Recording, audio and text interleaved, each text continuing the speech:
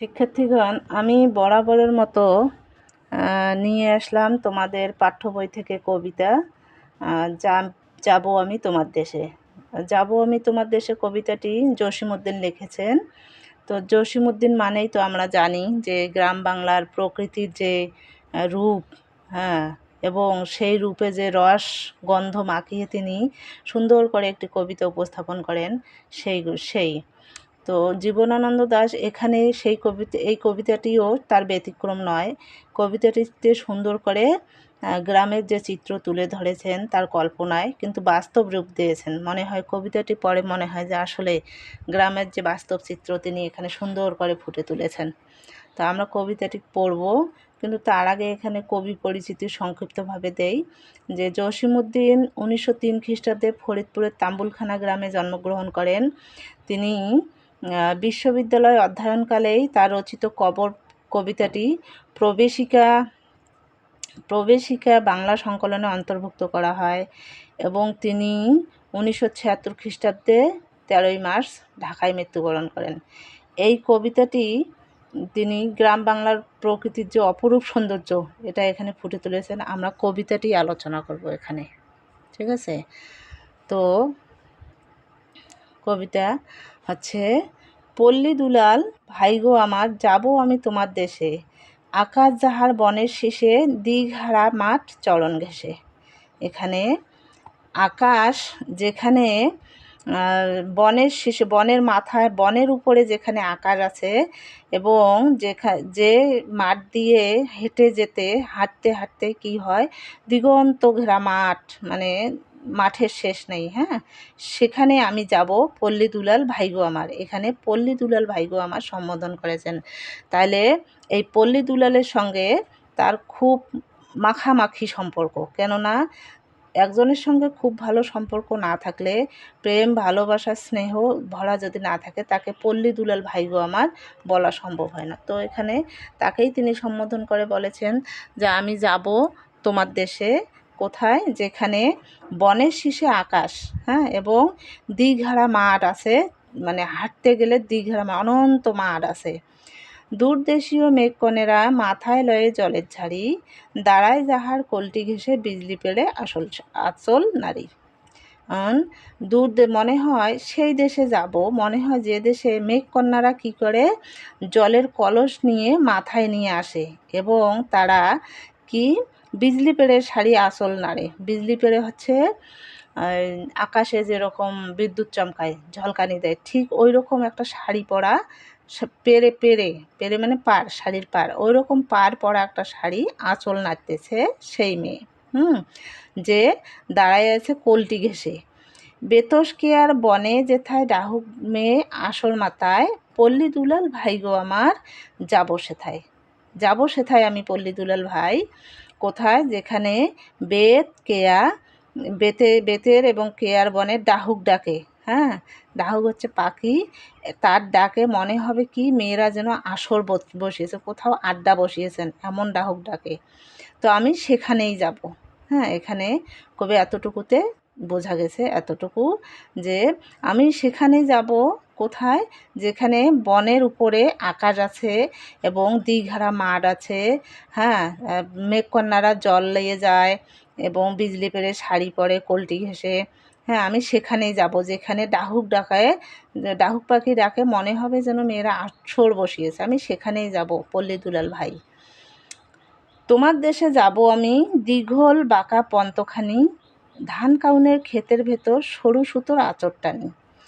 তাহলে এখানে বলেছেন যে আমি তোমার দেশে যাব, কোথায়, যেখানে দীঘল অর্থাৎ দীর্ঘ পথ আছে, দীর্ঘ বাঁকা পথ, পন্থ হচ্ছে পথ, ধান কাউন হচ্ছে এক ধরনের শস্য, হ্যাঁ, আবাদি শস্য, যেটা দেখতে হচ্ছে হলুদ সরিষা কতগুলো আছে, সরিষার দানার মতো। তো এখন অবশ্য এই আবাদগুলো কমই হয়। তো ধান কাউনের ক্ষেতের মতো, আর যে ক্ষেত দিয়ে সরু রাস্তা বের হয়ে গেছে, মনে হয় যেন কে সুতার আঁচড় টেনে দিয়েছে, কোনো শিল্পী হয়তো এসে সুতার আঁচড় টেনে দিয়েছে, এরকম সেই ধান ক্ষেতের যে সরু পথটা আছে। গিয়েছে সে হাবা মেয়ে, এলো মাথার স্মৃতির মতো, কোথাও শীতে কোথাও বাঁকা গরুর গায়ে রেখার ক্ষত। অর্থাৎ এখানে হাবা মেয়ে বলতে গ্রামের যে সহজ সরল মেয়েটার কথা তুলে ধরেছেন, যার মাথার সিঁথির মতো, হ্যাঁ, এবং কোথাও সোজা কোথাও বাঁকা, এবং দেখতে যেন গরুর গায়ে রেখাগুলো যেমন রেখার ক্ষতের মতো। গাজনতলির মাঠ পেরিয়ে শিমুলডাঙ্গা বনের বায়ে, কোথাও গায়ে রোদ মাখিয়ে ঘুম ঘুমায়ে গাছের ছায়া। গাজনতলি হচ্ছে গাজন একটা গাছ, সেই তলার মাঠ পেরিয়ে যাব শিমুলডাঙ্গার বাঁ দিক দিয়ে, বাঁ দিক দিয়ে যাব, এবং কি হবে সেখানে কোথাও গায়ে রোদ, যেন এত রৌদ্র উঠেছে গাছের, হঠাৎ হঠাৎ গাছের ছায়া দেখে মনে হবে যে রোদ ঘুমিয়ে পড়েছে। সেখানে গ্রামের রোদ ঘুমিয়ে পড়েছে, সেখানে আমি যাব। তাহার পরে মুঠি ছড়িয়ে দিয়ে কদম কলি, কোথাও মেলে বনের পাতা গ্রাম্য মেয়ে যায় যে চলি। কদম কলি হচ্ছে কদম ফুল, মুঠ ছড়িয়ে দেব কদম ফুলের, এবং কোথাও সেখানে কি হবে, গ্রাম্য মেয়ে কোথায় চলে যাচ্ছে পাতা কুড়াতে। গ্রাম্য মেয়ে যে পাতাগুলো জ্বালানি হিসেবে তারা ব্যবহার করে, সে পথ দিয়ে যাব আমি পল্লী দুলাল ভাই দুলাল তোমার দেশে, নাম না জানা ফুলের সুবাসে বাতাসেতে আসবে ভেসে। আমি পল্লী দুলাল ভাই তোমার দেশে যাব, সেটা কোথায়, নাম না জানা যে ফুলগুলোর সুবাস ছড়াবে, এবং বাতাস আসবে ছুটে, সেখানে আমি যাব। যে তোমার সাথে যাব আমি, পাড়ার যত দস্যি ছেলে, তাদের সাথে দল বাঁধিয়া হেথায় সেথায় ফিরব খেলে। আমি তোমার সাথে যাব, পাড়ার যত দস্যি ছেলে অর্থাৎ দুষ্ট ছেলেরা আছে তাদের সঙ্গে আমি দল বেঁধে যেখানে সেখানে ফিরবো এবং খেলবো। তাহলে দস্যি ছেলেদের সঙ্গে ফিরবো, খেলবো, ধলদিঘি সাঁতার কেটে আনবো তুলে রক্তকমল, শাপলা লতায় জড়িয়ে চরণ ঢেউয়ের সাথে খাবো যেতল। এখানে ধলদিঘি হচ্ছে সাদা দিঘি, যে দিঘিতে কি হয়, রক্তকমল হয়। রক্তকমলটা হচ্ছে লাল পদ্ম ফুল যেটাকে বলা হয়, সেই ফুল। তো সেখানে কি করবে, সাঁতার কেটে সেই দিঘিতে সাঁতার কেটে রক্তকমল তুলে আনতে যাবে, যেখানে কি হবে, সেই শাপলা লতায় চরণ হচ্ছে পা জড়িয়ে যাবে, এবং সেই জড়ানো পা থাকবে, আর যে ঢেউ সৃষ্টি হবে সেই ঢেউয়ে আমি দোলা খাবো। হিজল ঝরা জলের ছিটায় গায়ের বরণ রঙিন হবে, খেলবো দিঘির ঝিলিমিলি মোদের লীলা কালোচ্ছবে। হিজল হচ্ছে একটি গাছ, সে গাছের যে ঝরা জলগুলো আমার শরীরে পড়বে, আমার শরীর মনে হবে রঙিন, রঙিন মনে হবে, এবং সেই দিঘির জলে যে ঝিলিমিলি, অর্থাৎ দিঘির জলে যখন ঢেউ উঠে রোদের খেলা খেলে জলগুলোকে ঝিলমিল দেখা যায়, সেই ঝিলমিল দেখে মনে হবে কালোচ্ছব সৃষ্টি হয়েছে। তোমার দেশে যাব আমি পল্লী দুলাল, ভাইগো আমার, ভাইগো সোনার, সেথায় পথে ফেলতে চরণ লাগবে পরশ এই মাটি মার। আমি তোমার দেশে যাব সোনার ভাই আমার, কি সুন্দর ডাক দিয়ে তিনি বলতেছেন যে আমি তোমার দেশে যাব সোনা ভাই আমার, সেথায় পথে চরণ লাগবে, যখন আমি ওই পথে পা ফেলবো আমার মাটি মায়ের পরশ লাগবে, আমার যেই মাটি মা আছে এই মায়ের পরশ লাগবে। ডাকবে সেথা পাখির ডাকে, ভাব করিব পাখির সনে, অজান ফুলের রূপ দেখিয়ে মানব তারে বিয়ের কনে। এখানে বলেছেন যে, অর্থাৎ এখানে তিনি কি বললেন, যে সেথা পাখির ডাকে ডাকবো, মানে কবি নিজেই পাখির ডাক দিবেন এবং পাখিরও সঙ্গে ভাব করবেন, ডেকে ডেকে পাখির সঙ্গে ভাব করবেন, এবং অনেক অজানা ফুলের রূপ দেখবে। যে সুন্দর সুন্দর ফুলগুলো দেখে যে ফুলটিকে সুন্দর দেখবে সেই ফুলটিকে মনে করবেন তিনি কি বিয়ের কনে। চলতে পথে ময়না কাটায় উত্তরীয় জড়িয়ে যাবে, ইটেল মাটির হোঁচট লেগে আঁচল হতে ফুল ছড়াবে। চলতে পথে যখন পথ চলতে যাবে, ময়না কাটা এক ধরনের কাটার গাছ, এটা সেই কাটার গাছ, কাটা ছাড়া কিছু হয় না এই গাছে। তো এই ময়না কাটায় উত্তরীয় মানে চাদর, এই চাদর জড়িয়ে যাবে, যখন তিনি পথ চলতে থাকবেন তার চাদর জড়িয়ে যাবে।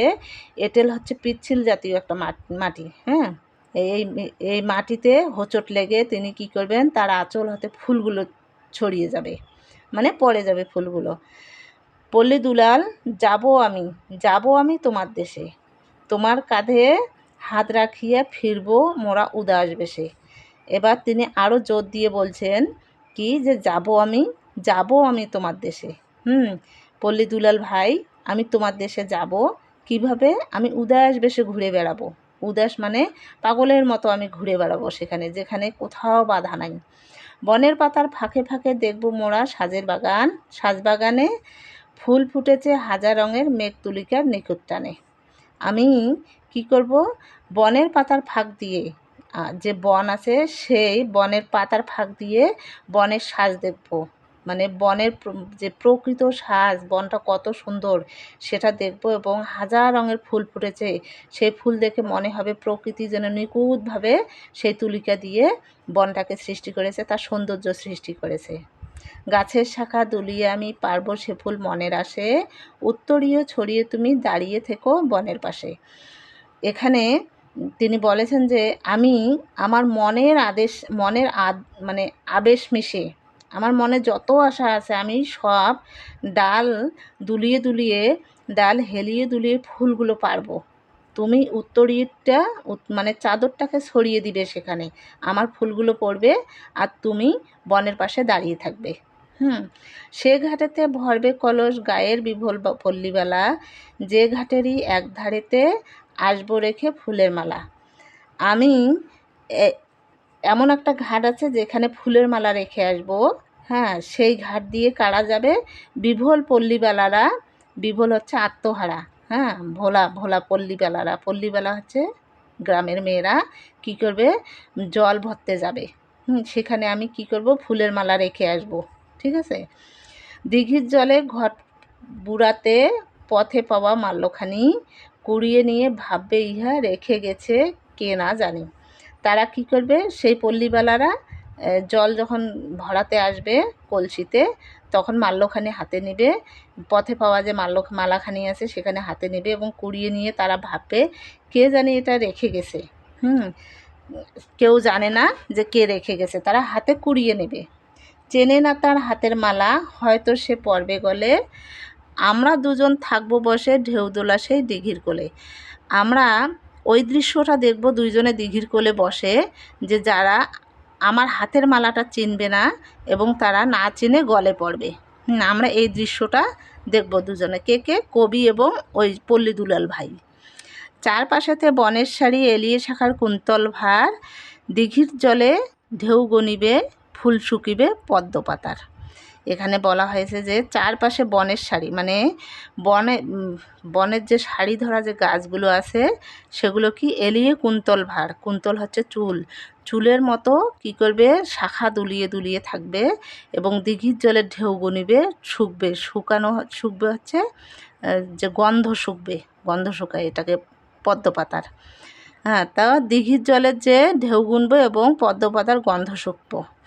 বনের মাঝে ডাকবে ডাহুক, ফিরবে ঘুঘু আপন বাসে, দিনের পিদিম ঢুলবে ঘুমে, রাত জাগাকন ফুলের বাসে। বনের মাঝে কে ডাকবে? ডাহুক হচ্ছে পাখি, আরও একবার বলেছি ডাহুক পাখি। আর ঘুঘু কোথায় ফিরবে? বাসে, মানে নিজের বাসাতে ঘুঘু ফিরে আসবে। বনের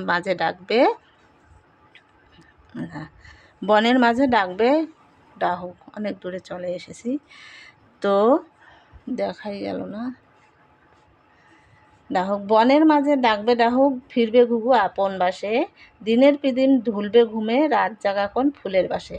তো এখানে বলা হয়েছে যে বনে যে ডাহুক ডাকবে, ডাহুক হচ্ছে পাখি, তো সেই পাখি ডাকবে এবং ঘুঘু আপন বাসায় মানে নিজ আলায়ে ফিরে আসবে। দিনের আলো চলে যাবে, মানে ঘুমের জায়গা কোন ফুলের বাসে, ঘুমের জায়গা চলে যাবে, এবং ফুলের গন্ধে রাত আসবে। কিছু কিছু ফুল রাতে ফোটে, সেই ফুলগুলোর গন্ধে রাত জেগে থাকবো। চারধারেতে বন জুড়িয়ে রাতের আধার বাড়বে বেড়া, সেই কুহেলির কালো কারায় দিঘির জলে পড়বে ঘেরা। এখানে বলা হয়েছে যে চারধারেতে বন জুড়িয়ে রাতের আধার বাঁধবে বেড়া, মানে যে বন, এমন বন আছে সে বন রাতের আধার দিয়ে বেড়া বাঁধবে। বেড়া হচ্ছে কি? দেয়াল। দেয়াল গাঁথবে, যেখানে কিবে কুহেলি অর্থাৎ কুয়াশা কালো কারা, দিঘির কারা হচ্ছে বন্দি করবে, কুয়াশা বন্দি করবে, জলের পড়বে ঘেরা। কুয়াশা দিয়ে সেই বন্দি করবে, মনে হবে জলের ঘেরা পড়ে গেছে সেই দিঘি। তো শিক্ষার্থীগণ, এখানে কবিতার মূল ভাব হচ্ছে যে এখানে কবি